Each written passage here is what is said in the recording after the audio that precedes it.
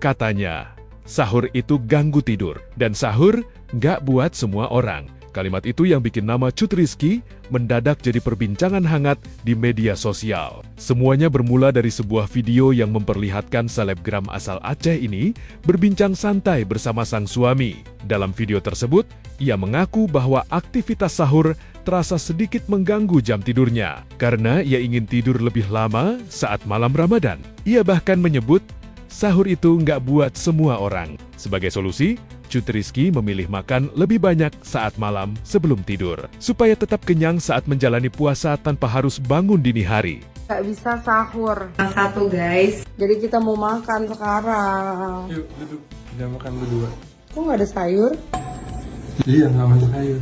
Pakai timun aja. Enggak, gitu. Daripada perkara sahur bablas sampai maghrib baru bangun. Sumpah. Lebih baik kita sahur sekarang.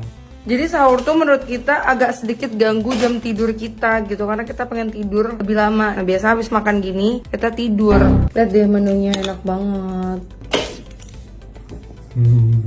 Makanya aku tuh bingung mau bikin menu sahur. Makan sahur. Kemarin aku coba sahur. Ya Allah, tidurnya kebablasan. Terus siangnya kayak lemes banget. Gue kurang tidur, gak bisa. Aku termasuk orang yang tidurnya tuh agak panjang gitu loh durasinya. Kamu bisa kurang tidur? Nggak terlalu bisa sih. Bisa aja, tapi di hari berikutnya pasti balas dendam. Ya kan? Iya. Tapi dulu waktu kecil kamu sahur? Sahur. Tapi setengah dibangun doang. Iya kan? Hot take. Sahur itu nggak buat semua orang. Ya nggak sih? Betul. Aku lebih milih kayak makan agak sedikit banyak pas malam terus aku tidur. Karena tidurnya kadang-kadang sering jam 12 juga. Namun, pernyataan yang mungkin ia anggap biasa itu ternyata memicu gelombang reaksi besar. Video tersebut dengan cepat menyebar di Instagram dan TikTok. Potongan kalimatnya diunggah ulang di berbagai akun, masuk ke beranda banyak orang, dan menjadi topik hangat di sejumlah komunitas daring. Komentar pun bermunculan.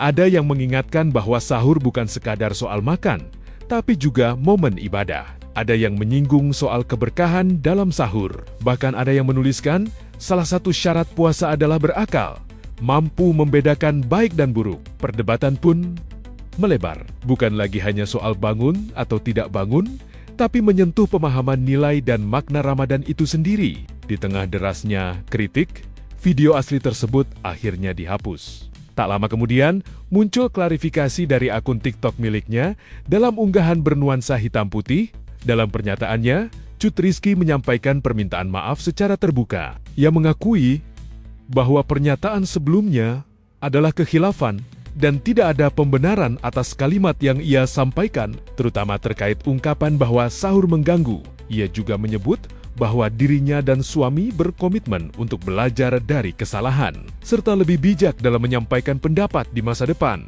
Permintaan maaf itu meredakan sebagian situasi, namun diskusi yang terlanjur melebar tetap menjadi catatan publik. Perlu diketahui, Cut Rizky bukan nama baru di dunia media sosial. Lahir tahun 1995 di Aceh, ia dikenal sebagai beauty influencer sekaligus acne fighter yang menginspirasi banyak pengikutnya. Perjalanan transformasinya dari rasa kurang percaya diri hingga menjadi sosok yang percaya diri dan inspiratif antara 2019 hingga 2021 membuat namanya semakin dikenal. Dengan ratusan ribu pengikut di berbagai platform, setiap unggahannya memang selalu mendapat perhatian. Dan di era digital seperti sekarang, perhatian itu bisa menjadi dua sisi mata uang.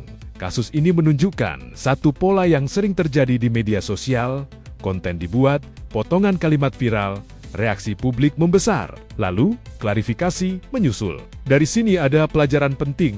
Influencer dengan audiens besar memegang tanggung jawab besar pula. Setiap kalimat bisa ditafsirkan luas, apalagi jika menyentuh nilai sosial dan keagamaan yang sensitif bagi banyak orang. Di sisi lain, publik juga belajar bahwa ruang digital adalah ruang diskusi terbuka, di mana opini bisa diuji, dikritisi, bahkan diluruskan. Kontroversi sahur yang disebut mengganggu tidur ini mungkin akan berlalu. Tapi, pertanyaannya, apakah kita semua, baik kreator maupun penonton, sudah semakin bijak dalam bersuara dan menyikapi? Karena di zaman viral, satu kalimat saja bisa mengubah segalanya. Hai Mbak, saya sih bukan ustadz yang paham agama segala macam, tapi hal basic seperti itu kenapa lu share dengan statement yang sesat ya? Sahur itu buat semua orang, Mbak. Anak kecil yang belajar puasa aja itu dibangunin, diajak buat sahur gitu. Karena sahur itu bukan hanya sekedar lo makan, habis itu menahan lapar dan haus sampai maghrib, bukan gitu. Sahur itu dianjurkan karena ada keberkahan di dalamnya. Itu memang sunnahnya berpuasa gitu. Bukan ujuk-ujuk lu sengaja untuk meninggalkan sahur agar tidur lu tidak terganggu. Ini aneh banget sih statementnya menurut gue ya. Ya lo menentang sunnah Nabi gitu loh, bukan sekedar lo pengen nggak sahur terus lo berpuasa seperti biasa, nggak gitu Mbak. Kak Rizky kenapa bilang begini? Padahal tuh Kak Rizky ini harus terima kasih karena dibangunkan sahur. Dua peluang yang bisa dilakukan. Wabil asharihum yastaghfirun. Pada waktu sahur itu kayak bagusnya untuk beristighfar. Dan tau Kak Jay, kalau kita banyak beristighfar apa didapat? Al-lazimal istighfar ja'alallahu min kulli hammin faraja wa min kulli dhikin makhraja warzaqahu min haitsu la yahtasib. Ini benefitnya beristighfar pada waktu sahur. Allah kasih keluar dari perasaan sedih. Allah kalau misal dalam keadaan sempit Allah kasih ke lapangan. Kemudian dikasih rezeki yang tidak disangka-sangka. Kemudian yang kedua, paling tidak kalau kita bangun sahur karena orang teriak-teriak itu, kita jadi ada peluang untuk tahajud. Tahajud dalam Al-Quran mulai sekali Kak Jay. Mas minal laili fatahajjad bihi nafilatan lak asa ayyab'atsaka rabbuka maqaman mahmuda.